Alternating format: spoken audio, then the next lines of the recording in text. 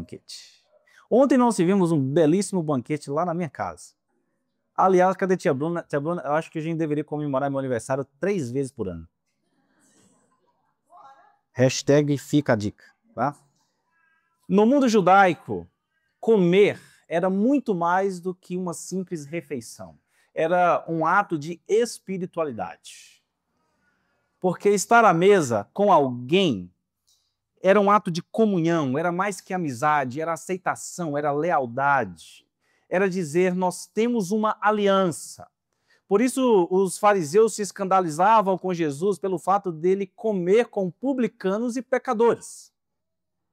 Eles entendiam que, ao comer com esse tipo de gente, Jesus se identificava com esse tipo de gente. E nós temos uma imagem bíblica do banquete que atravessa toda a história da redenção. No Éden, por exemplo, nós temos ali um banquete preparado por Deus para o homem. O primeiro ato criacional de Deus com o ser humano e o primeiro imperativo de Deus para o homem foi comer. Antes de qualquer outra coisa. Em Gênesis 2, nós encontramos a Bíblia dizendo o seguinte: e o Senhor Deus fez brotar da terra toda sorte de árvores agradáveis à vista e boas para alimento. E ordenou o Senhor Deus ao homem: de toda a árvore do jardim comerás livremente, mas da árvore do conhecimento do bem e do mal não comerás. A primeira ordem de Deus para o homem não foi trabalhe, não foi multiplique, não foi qualquer outra coisa, senão coma. Coma! Comer é uma ordem de Deus, gente. Já agradeceu a Deus por isso? Que coisa boa. Então, comer é o primeiro ato humano de culto. Porque quando nós comemos, nós nos recordamos de que precisamos de algo fora de nós mesmos para viver. Diferentemente do Criador, que é independente e autossuficiente, que não precisa de nada fora dele mesmo, nós precisamos de coisas externas para sobrevivermos. Precisamos de ar, precisamos de água, precisamos de comida. E todas as vezes que nós nos assentamos à mesa para comer, nós deveríamos nos lembrar de que é Deus quem provê o necessário para que nós permaneçamos vivos. Por isso, comer é um ato litúrgico e é um símbolo de relacionamento com Deus. No Éden, comer era celebrar a comunhão entre Deus e o homem. Mas assim como o primeiro ato litúrgico do homem foi comer com Deus, o primeiro pecado do homem foi comer sem Deus. E desde então, nós estamos separados. E desde então, Deus tem nos buscado de volta. E desde então, Deus tem restaurado um caminho de volta à mesa. A história da redenção nada mais é do que Deus nos levando de volta a si. Nós temos, por exemplo, o Cordeiro Pascal, em Êxodo 12, nós temos o maná no deserto, a mesa do tabernáculo com os pães da proposição. No Salmo 23, Davi diz a respeito do Senhor: preparas para mim o quê? Uma mesa na presença dos meus inimigos. Na ceia do Senhor, nós temos Cristo partindo o pão com seus discípulos e dizendo: comam, porque este pão é o meu corpo, que será entregue por vós. Então, a teologia da mesa começa lá no Éden e termina na Nova Jerusalém, com o banquete do reino, o banquete entre Cristo e a sua igreja. Essa é a boa notícia do Evangelho. A cruz é um caminho de volta à mesa. O Deus da aliança não desistiu de comer conosco, queridos. Por isso, o profeta Isaías profetiza, no capítulo 25, neste monte, o Senhor dos exércitos preparará um banquete farto para todos os povos. um banquete de vinhos envelhecidos, com carnes suculentas e o melhor dos vinhos. Neste monte ele destruirá o véu que envolve todos os povos, a cortina que cobre todas as nações. Destruirá a morte para sempre. O soberano Senhor enxugará as lágrimas de todo o rosto e removerá de toda a terra a zombaria do seu povo. Nós temos uma imagem messiânica que gira em torno de um banquete. E o que nós entendemos a partir disso é de que o banquete é de Deus e não do homem. O texto diz que o Senhor dos exércitos preparará um banquete. O Deus dos exércitos se revela como o Deus da mesa, como o Deus do banquete, o Deus que alimenta, o Deus que acolhe, o Deus que celebra. Na antiguidade, os pagãos acreditavam que os seus deuses precisavam de alimento.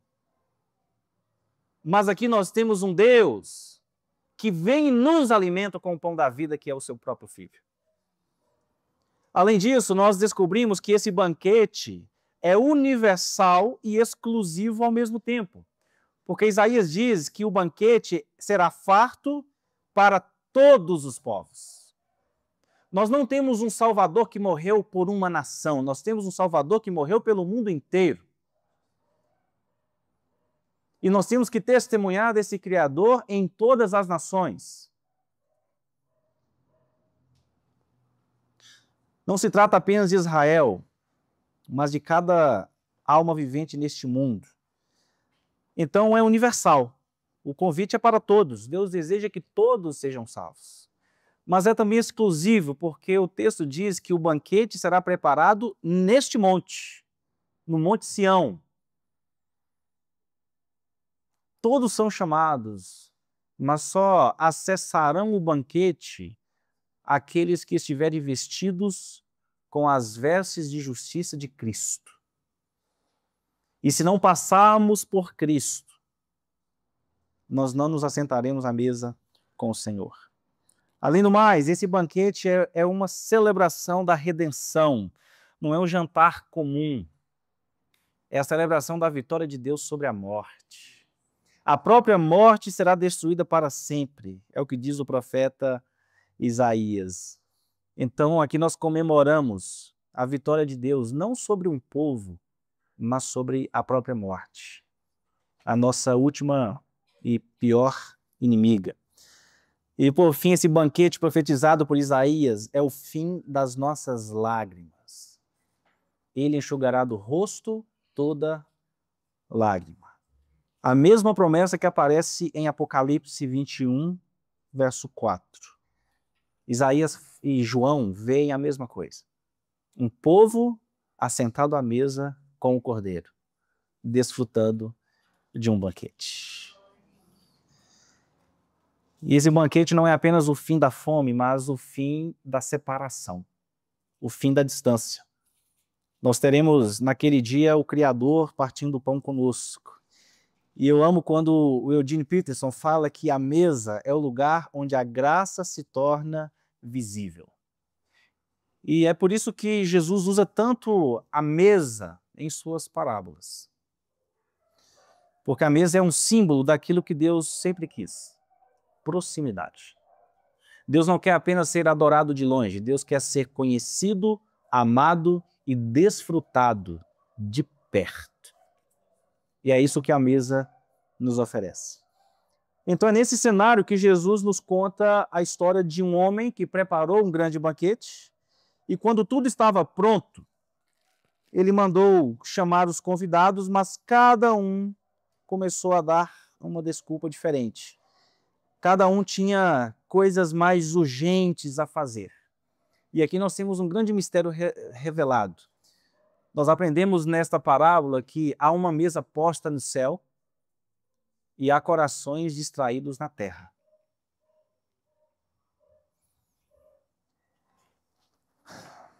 E que o reino está sendo servido. Mas às vezes nós estamos tão ocupados que nem percebemos.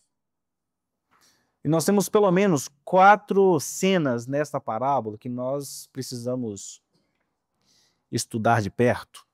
E a primeira cena começa justamente com o anfitrião preparando o banquete.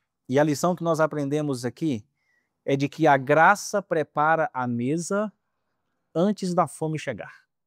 O que eu disse?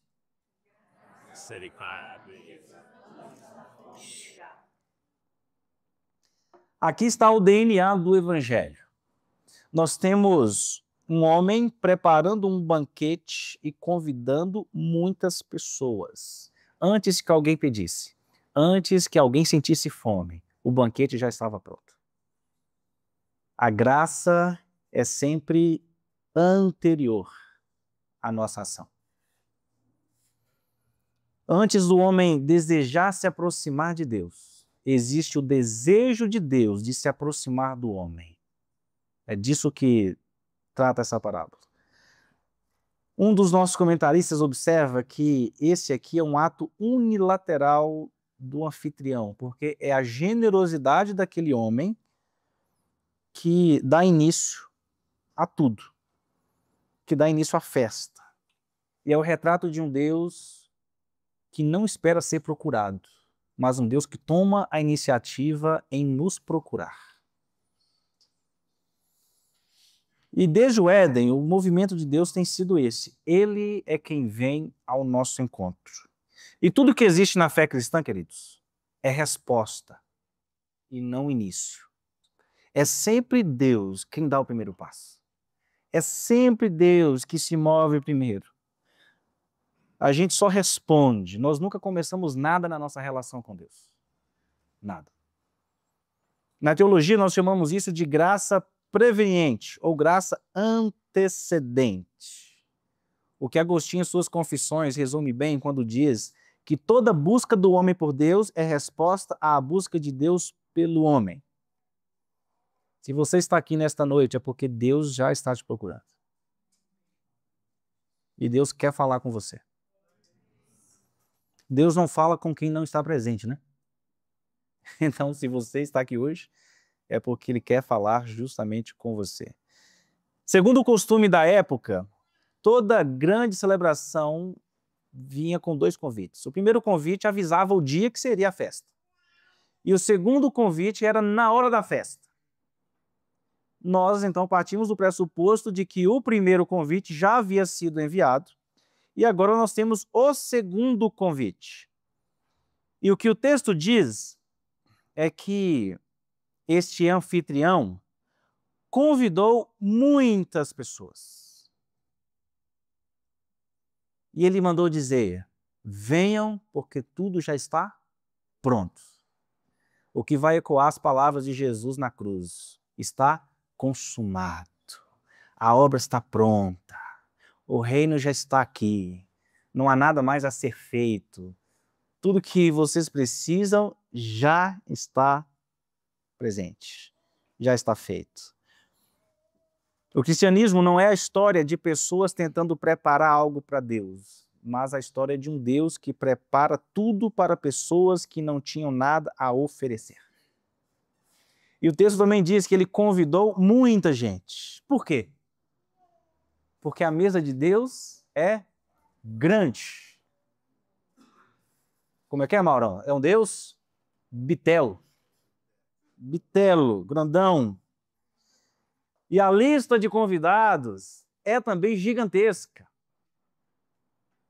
Sabia que o seu nome está nessa lista?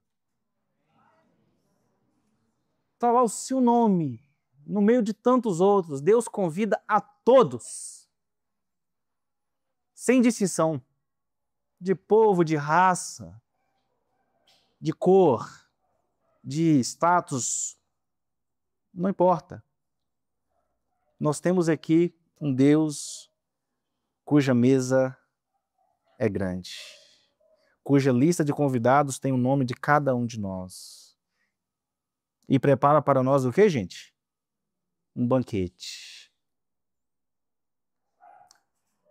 Porque em Deus não há escassez. Em Deus há fartura. Em Deus há abundância. Deus não mede a graça, sabe, com uma colherzinha de chá. Deus derrama. E derrama copiosamente da sua graça. Derrama copiosamente do seu espírito. Tudo que Deus nos dá com fartura. Tem sido assim na sua vida? Amém, então. Como diz o salmista, ele faz o nosso cálice transbordar, não é assim? Eu me lembro de uma história de uma garotinha refugiada durante a Segunda Guerra Mundial, que saiu da Inglaterra para os Estados Unidos e depois de uma longa viagem, depois de muita fome, depois de muito medo, ela foi recebida por uma família, assentou-se à mesa e foi colocado diante dela um copo cheio de leite. Ela olhou para aquele copo e ela perguntou à anfitriã: quanto eu posso beber? Porque ela não sabia se era tudo para ela. E a anfitriã respondeu: pode beber tudo, é tudo seu. E talvez nós perguntemos: o quanto nós podemos beber da graça de Deus? O quanto nós podemos beber da bondade de Deus? O quanto nós podemos beber da misericórdia, da fidelidade de Deus? E a resposta de Deus para nós é: tudo. Beba tudo. É tudo seu. É tudo para você, é tudo para mim, é tudo para nós. É tudo para a gente, Parque Granada. Eu esperava um amém mais forte, para falar a verdade. Amém. Aí, Maurão. Me ajuda aí, Maurão. Queridos, assim é com o nosso Pai. O N.T. Wright fala que toda vez que Jesus fala de comida, ele revela a natureza generosa do reino. É isso. O banquete é grande porque o amor de Deus é grande. E a boa notícia é de que a mesa é grande, então há lugar para todo mundo, há lugar para mim, há lugar para você. E Deus já está te convidando, e você só não fará parte desse banquete se você não o quiser. Mas todo aquele que responde a esse convite com um sim, Senhor, estou indo, eis-me aqui. Todo aquele que abandona tudo o que está fazendo e corre em direção ao Senhor, esse terá lugar à mesa. Aí nós vamos para a segunda cena da parábola, que é quando o servo vai até os convidados, mas cada um começa a inventar desculpas. E aí nós vamos aprender que nada rouba mais almas do reino do que desculpas respeitáveis. O que eu disse? Eu confesso que essa ficou mais difícil. Ô, Vini, tá cortando um pouquinho, não tá? Ou é impressão minha, tá não? É? Então tá bom. Então beleza. De novo. Nada rouba mais almas do reino do que... Tá bom, vai, vambora. Eu falo um pouquinho e vocês repetem. Nada mais rouba almas do reino do que desculpas respeitáveis. Cada convidado começou a apresentar desculpas. E aqui nós temos um contraste violento entre o anfitrião e seus convidados. Nós temos a generosidade do anfitrião e nós temos a indiferença daqueles homens. E as desculpas nos parecem bem civilizadas, não é? Bem respeitáveis. São aparentemente desculpas legítimas. Ah, eu não vou poder ir porque eu comprei um campo e preciso vê-lo. Eu não poderei comparecer porque eu comprei bois e preciso experimentá-los. O outro falou, eu acabei de me casar e eu vou partir para a lua de mel. Não tem jeito. E pronto. São motivos aparentemente legítimos. Trabalho, negócios, família. E talvez seja esse o ponto que Jesus queira nos ensinar. Muitas vezes as coisas boas da vida nos roubam das melhores. Muitas vezes as coisas boas da vida podem se tornar inimigas das coisas melhores. E essas mesmas desculpas continuam ecoando hoje, no nosso tempo. Ah, pastor, quando eu tiver mais tempo, eu vou servir. Pastor, quando as coisas melhorarem aqui em casa, eu vou começar a contribuir. Pastor, quando a fase passar, eu me envolvo mais. Pastor, quando eu mudar de vida, eu volto. Quando eu consertar a vida, eu apareço. Mas esse quando nunca chega. E a procrastinação vai envenenando a nossa alma, ó, dia após dia. O inferno não está cheio de gente maldosa. O inferno está cheio de gente ocupada. Gente ocupada demais construindo uma vida para si, que não tem tempo para viver a vida com Deus. E a gente começa a inventar desculpas, protelar as coisas. Amanhã, depois, quando? Mas lá vai ser tarde. O inferno está cheio de gente que queria, mas não veio. Cheio de gente que ouviu, mas não respondeu, que creu, mas não se moveu. O Stephen Covey, no seu livro Os 7 Hábitos das Pessoas Altamente Eficazes, vai dizer que a coisa principal é fazer da coisa principal a coisa principal. O que eu disse?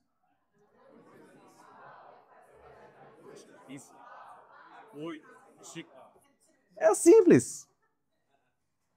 É fácil, de trás para frente. A coisa principal é fazer da coisa principal a coisa principal. Fácil. Segundo Agostinho, o pecado nada mais é do que o amor desordenado. É amar o que é bom, mas na ordem errada. E às vezes o nosso problema não é amar as coisas ruins, mas amar as coisas boas do jeito errado. Vocês estão comigo? Alguns. O problema não é amar o trabalho, mas amar mais o trabalho do que a oração. É amar mais o lazer, o descanso, do que o culto. É amar mais o sucesso profissional lá fora do que o serviço no reino. É amar mais o mundo de agora que vai passar do que a eternidade que nos espera. É amar mais o corpo do que a alma. Esse é o nosso problema. A síntese do discipulado nada mais é do que colocar Deus de volta no centro da nossa vida. E discipulado é gestão de prioridade. Servir a Cristo não é deixar de trabalhar, deixar de ter família, deixar de fazer planos. Não, é ordenar as coisas na ordem certa. Porque a coisa principal é fazer da coisa principal a coisa principal. E a coisa principal é o reino. Buscai, pois, em primeiro lugar, o reino de Deus e a sua justiça. O reino é a coisa principal. A justiça é a coisa principal. A presença de Deus é a coisa principal. Você crê nisso? Jesus nos lembra que o mundo está cheio de coisas boas. E não tem problema desfrutar do melhor deste mundo. Uma das promessas de Deus para o seu povo é: se me buscarem, me seguirem, me obedecerem, e me temerem, me amarem, comerão do melhor desta terra. Nós vivemos em um mundo caído, quebrado, sim, é verdade, mas ainda existe muito de Deus na criação.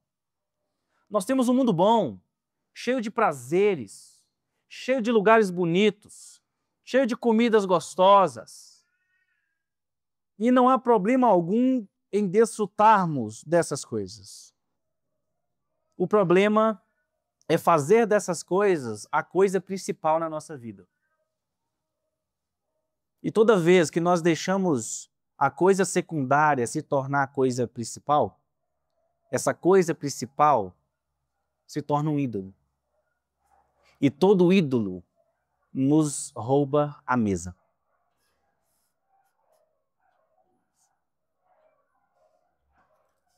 Um outro comentarista vai nos dizer que essas desculpas simbolizam também corações que não têm fome.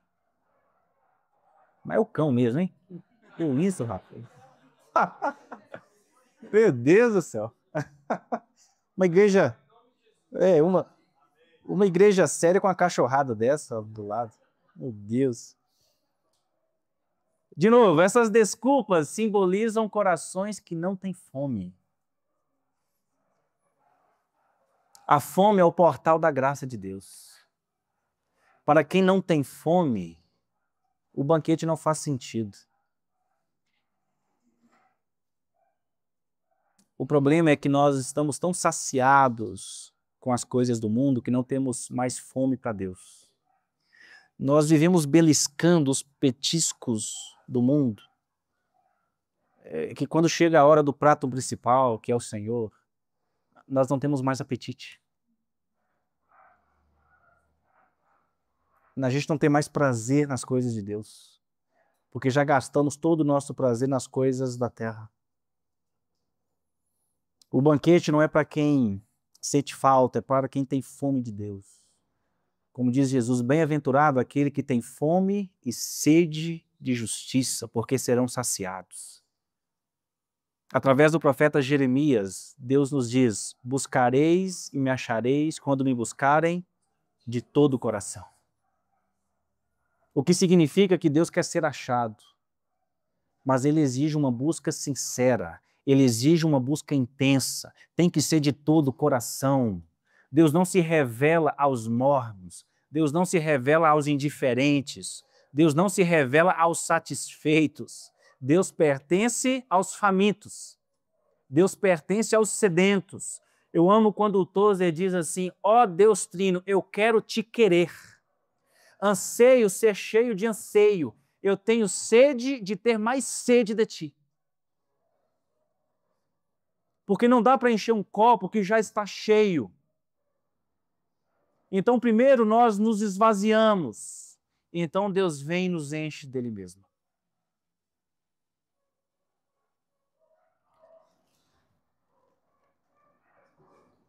E no final, essas desculpas educadas escondem a mesma raiz que é a autossuficiência.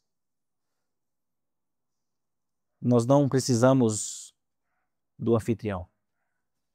Nós já temos nossos bois, já temos nossos campos, já temos nossas relações. Nós já temos tudo o que precisamos. A gente começa a viver como se não precisasse de Deus.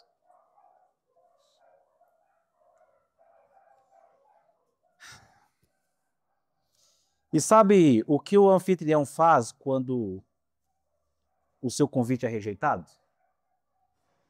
Ele se ira, mas ele não transforma a ira em vingança. Ele redireciona o convite. E ele começa a chamar outros. E esse anfitrião, obviamente, é uma imagem do próprio Deus. Um Deus que não implora ao ser humano que o receba. Um Deus que não negocia a sua graça. Um Deus que não transforma o seu banquete em leilão. Mas um Deus que nos ama, um Deus que nos convida e um Deus que respeita a nossa vontade. Nós não temos um espírito que abusa da nossa consciência. Quem faz isso é o diabo. O demônio subjuga as pessoas. O demônio atropela a nossa vontade. O demônio desrespeita o nosso livre-arbítrio. Mas Deus não. O Espírito Santo é como pomba. É manso, suave, educado. Ele bate a porta, mas ele não arromba a porta. Ele espera que nós abramos a porta. E quem ouve a sua voz e abre a porta, vai receber Cristo e vai cear. Vai ter um banquete com Cristo.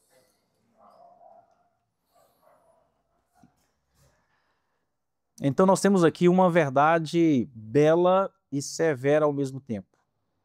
A graça de Deus é livre, é universal, mas não é infinita em oportunidade. Os e aleijados começam a pular como bezerros soltos no curral. E eu não estou falando apenas do corpo. Quem está comigo? Depois disso, o servo volta e ele fica maravilhado. E ele diz o seguinte: Senhor, o que o Senhor ordenou foi feito, mas ainda há lugar. A mesa do reino não se esgota, e essa frase, ainda há lugar, deveria queimar no nosso coração, queridos. Ainda há lugar. Há lugar para todo mundo. Há lugar para o viciado, há lugar para o divorciado, há lugar para o desviado, há lugar para o ateu, há lugar para os que se perderam lá fora, há lugar para os perdidos aqui de dentro. Há lugar para todo mundo. O reino de Deus não é um clubinho fechado, é uma casa aberta.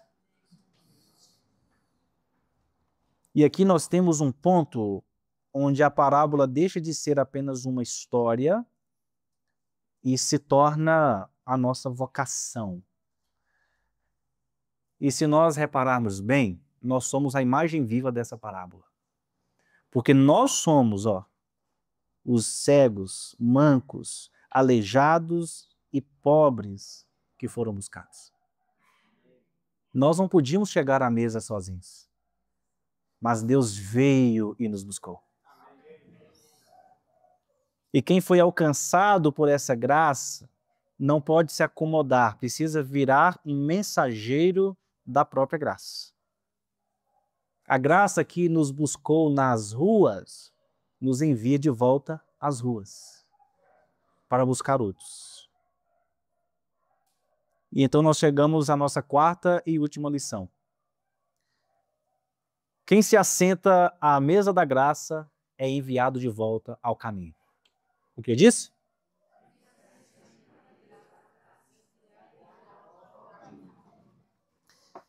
Gente, que frase maravilhosa. Senhor, ainda há lugar. 3 palavras que contêm toda a teologia da nossa missão. Enquanto houver lugar, haverá envio. O amor de Deus é tão grande que Deus não suporta ver uma cadeira vazia. Deus não suporta ver lugar à mesa, desocupado. Deus não suporta saber que ainda existem filhos lá fora, que ainda não foram trazidos. E enquanto houver lugar no Parque Granada, a nossa missão continua. Enquanto houver cadeira vazia, a nossa missão não para. Pastor, e quando nós enchermos as cadeiras, o que a gente faz? A gente compra mais cadeiras. E a gente vai para o espaço maior. E a gente começa a plantar novas igrejas. Porque a missão não para. Enquanto estivermos deste lado do céu, a missão não para. Enquanto Cristo não nos buscar, a missão não para. Quem está comigo? Isso a mim ficou bonito. Isso eu gostei. Aqui nós temos a imagem perfeita da igreja. Gente que foi achada e que agora sai para achar outros. Porque a graça não cria consumidores, cria mensageiros. Quem se assenta à mesa de Cristo agora precisa se levantar dela para buscar outros, para servir o mundo. E nós temos que obrigar as pessoas a entrarem. Mas obrigar como? Eu me lembro que na sua biografia, o Eugene Peterson fala que quando ele era um adolescente, ele muito crente, apanhava muito de um valentão na escola. E ele não fazia nada, porque o crente é manso. O crente não pode bater de novo. Se a gente tomar um tapa em uma face, a gente tem que oferecer a outra. Até que um dia ele não aguentou, e quando o valentão partiu para cima dele, ele revidou. E ele percebeu que ele era mais forte que o valentão. Ele derrubou o valentão, subiu em cima dele, colocou as pernas sobre seus braços e começou. Aceita Jesus, aceita Jesus. E começou, aceita Jesus, aceita Jesus, aceita Jesus. E ele não parou de bater no cara enquanto o cara não falou, eu aceito. Aí ele disse assim: esse foi o primeiro convertido a Cristo na minha vida. Como é que a gente vai obrigar as pessoas a entrarem no reino? É com violência? Não. É com persuasão. Deus não ameaça ninguém com uma espada, Deus persuade por meio da cruz, de um amor escandaloso, de um amor sacrificial, de um amor generoso. A nossa missão é encarnar esse amor de tal modo que as pessoas se sintam atraídas a esse Cristo. E quando as pessoas verem Cristo no Parque Granada, as pessoas virão para cá e as pessoas ficarão aqui. Quando as pessoas virem Cristo em você, você vai conseguir atrair pessoas a Cristo.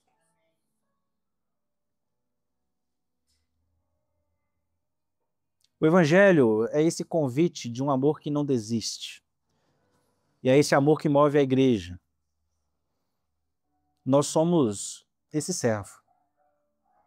O missionário, o pregador, o líder, a dona de casa, o universitário, todos nós carregamos um mesmo mandato. Encham a minha casa. Deus quer casa cheia, queridos. A nossa missão ecoa o coração de Deus. A igreja é a continuação viva desta parábola. Cada culto é um envio. Você tem que entender isso de uma vez por todas. Você sai daqui comissionado. Você sai daqui com uma missão de fazer discípulos, de pregar o Evangelho, de ser canal da graça, de transformar pessoas.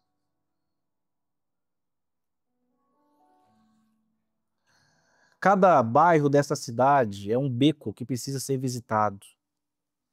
Cada pessoa do nosso lado que não conhece a Cristo é alguém pobre, ainda que tenha todo o dinheiro do mundo. É um manco, um aleijado, um leproso, porque o pecado continua agarrado à sua alma. E nós temos o antídoto para o pecado. Mas que amor é esse, hein? Que tem o antídoto de um veneno e não o oferece a quem está morrendo do seu lado.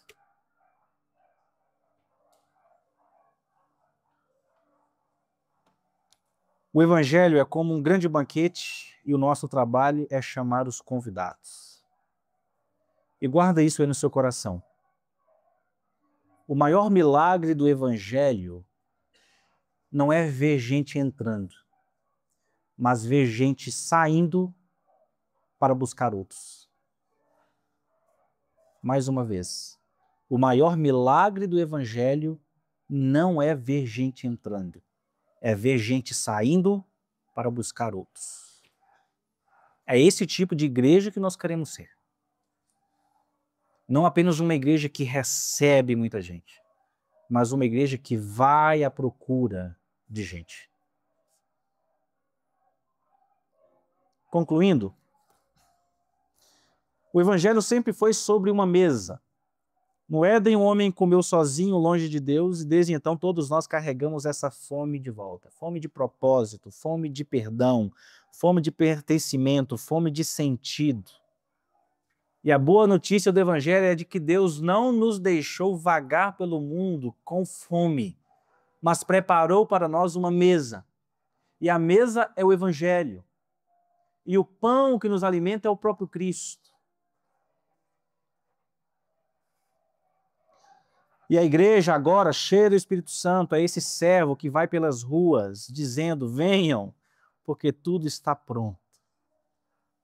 Tudo está pronto, o banquete está preparado, tem lugar na mesa. O seu nome está aqui, ó. Você foi convidado, você foi convidada. Mas, às vezes, nós estamos tão ocupados que nós não ouvimos, nós não paramos, nós não nos assentamos à mesa. Talvez a sua vida esteja assim, cheia de tarefas, mas vazia da presença de Deus. Talvez você esteja cansado, distraído, distante, mas eu quero te dizer nessa noite que a mesa continua posta. O Rei continua te chamando.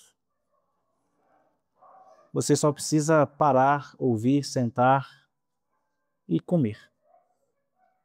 Você precisa deixar Deus preencher esse vazio que habita você. E quando você estiver cheio, aí você se levanta e vai buscar outros.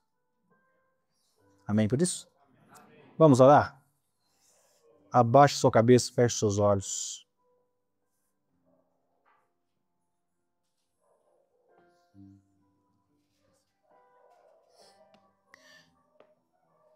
Eu quero que você reflita em tudo que você ouviu nesta noite. E como eu acabei de dizer, o Evangelho é um convite que precisa ser respondido. O seu nome está na lista de convidados. Mas o seu lugar à mesa depende da sua resposta. O Evangelho é a boa notícia de que Deus já deu o primeiro passo. Antes de você buscá-lo, Ele te buscou. Se existe em você uma pequena fome de Deus, é porque Deus já tem agido na sua vida. Mas agora é a hora de você se posicionar, de você responder a essa graça, de você se apropriar da obra de Cristo e se apropriar do seu lugar à mesa. E se você entrou aqui nesta noite sem ter a certeza de um lugar à mesa, eu quero orar por você. E eu quero que você saia daqui confiante de que o seu nome estará não apenas na lista de convidados, mas no livro da vida.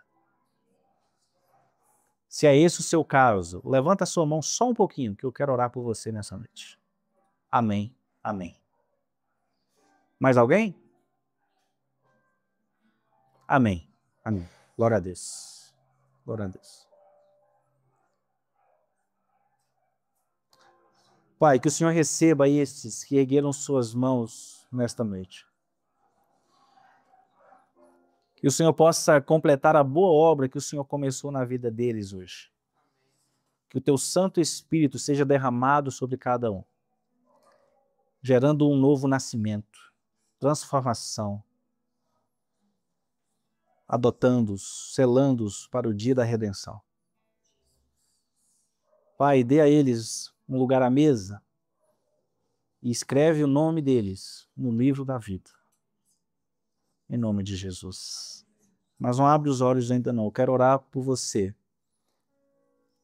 que já está à mesa, mas está acomodado, sentado.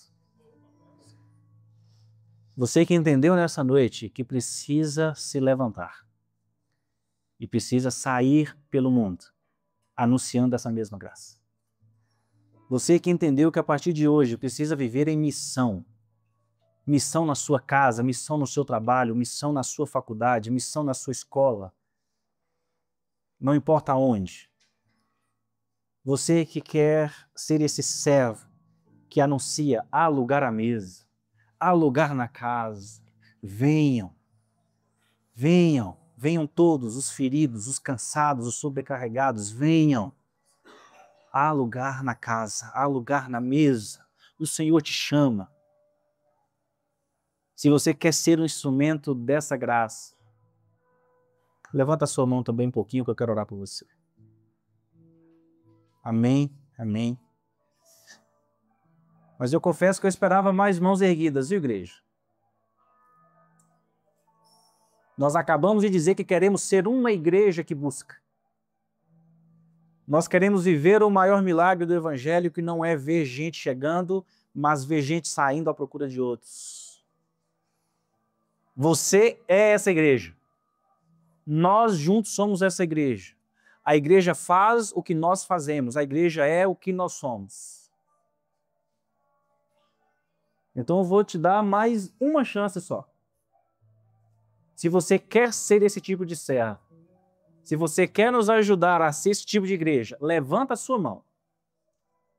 E é levantar lá no alto, dizendo, Senhor, eis-me aqui. Eis-me aqui, eu quero ser um servo da tua graça. Eu quero ser um arauto do teu evangelho. Senhor, não sei como. Eu não sei falar. Eu não sei pregar. Eu não sei como, mas eu estou aqui, Senhor. Eu estou aqui. E a tua palavra diz que o Senhor usa quem se dispõe. Eu estou aqui. O Senhor perguntou para Moisés, o que você tem nas mãos? Moisés disse, só um cajado. O que eu tenho? Eu não tenho nada além de mim mesmo, não tenho nada além da minha vida. Mas, Senhor, eu tenho um coração disposto. Eu estou aqui, Senhor. Me usa. Pai, olha para a tua igreja nessa noite, uma igreja que se posiciona, uma igreja que está dizendo, nós queremos viver o maior milagre do Evangelho, que é ver gente saindo das quatro paredes de um templo para ir à procura de outros. Gente que quer sair pelas ruas dessa cidade proclamando a boa notícia de que a mesa está posta, de que há lugar à mesa, de que há lugar na casa. Gente que quer ser um arauto do teu Evangelho. E nós rogamos nesta noite que o Senhor derrame sobre nós do teu Espírito. E que esse Espírito que transformou pescadores em apóstolos, que o Senhor nos transforme também em mensageiros poderosos do teu Evangelho nesta cidade. Senhor, levanta aqui um povo forte, levanta aqui uma geração apaixonada pelo teu Evangelho, uma geração apaixonada por pessoas, uma geração comprometida com o avanço do teu reino, uma geração que faz da coisa principal a coisa principal da sua vida. Senhor, nos dê fome de Ti, nos dê fome da Tua presença, sede da Tua palavra. Senhor, aumenta a nossa fome, aumenta o nosso apetite pelo Senhor. Senhor, tira o prazer que nós temos sentido das coisas deste mundo, que elas se tornem secundárias. Mas que aquilo que faz o teu coração bater se torne também o impulso do nosso coração.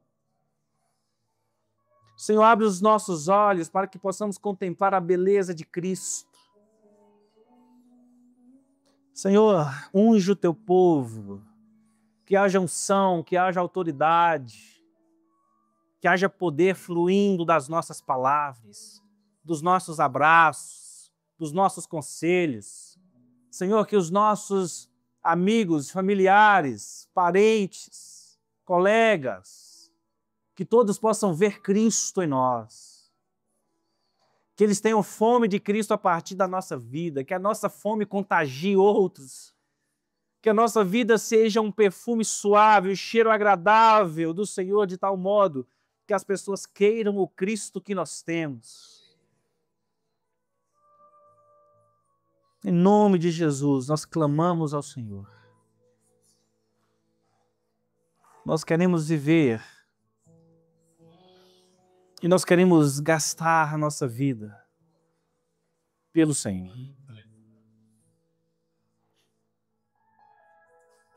Em nome de Jesus. Amém.